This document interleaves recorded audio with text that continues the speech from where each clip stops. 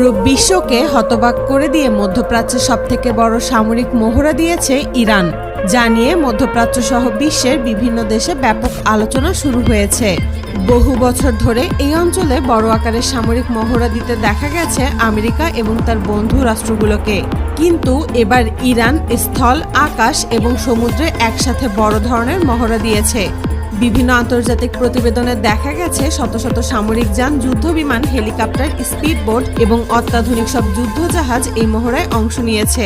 কিছু আন্তর্জাতিক প্রতিবেদনে বলা হয়েছে সেগুলো Mi-28 সিরিজের হেলিকপ্টার। Mi-28 মূলত রাশিয়ার তৈরি একটি আধুনিক আক্রমণাত্মক হেলিকপ্টার। এটিকে মূলত যুদ্ধক্ষেত্রে আকাশ এবং মাটিতে একই সাথে যুদ্ধ চালিয়ে যাওয়ার জন্য তৈরি করা হয়েছে। এই হেলিকপ্টারের সর্বোচ্চ গতি ঘন্টায় প্রায় 300 কিলোমিটারের কাছাকাছি। এতে বিভিন্ন ধরনের রকেট, অ্যান্টি ট্যাঙ্ক মিসাইল এবং সামনের দিকে কামান ব্যবহার করা হয়েছে। মহড়ায় আরও কিছু বড় কার্গো হেলিকপ্টারও দেখা গেছে। এগুলো মূলত চীনের তৈরি করা CH-47 ধরনের ভারী পরিবহন হেলিকপ্টার। এই ধরনের হেলিকপ্টারের প্রধান কাজ হলো দ্রুত সৈন্য, যানবাহন, অস্ত্র এবং অন্যান্য ভারী সরঞ্জাম এক স্থান থেকে অন্য স্থানে নিয়ে যাওয়া। জানলে অবাক হবেন, এই একটি হেলিকপ্টার প্রায় 13 টন ওজন নিয়ে উঠতে পারে। অন্যদিকে বিভিন্ন আন্তর্জাতিক প্রতিবেদনে বলা হয়েছে ইরান হেলিকপ্টার থেকে পানিতে বিশেষ যন্ত্র ফেলেছে। এই যন্ত্রগুলোকে সাধারণত সোনার ডিভাইস বলা হয়।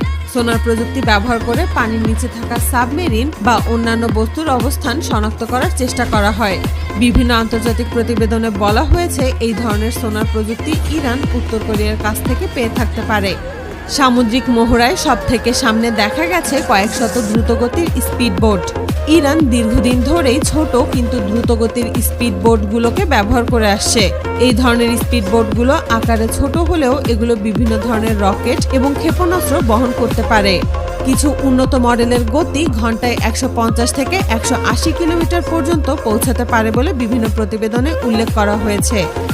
তবে সবথেকে আশ্চর্যের ব্যাপার হলো মহড়ায় বেশ কয়েকটি বড় যুদ্ধজাহাজও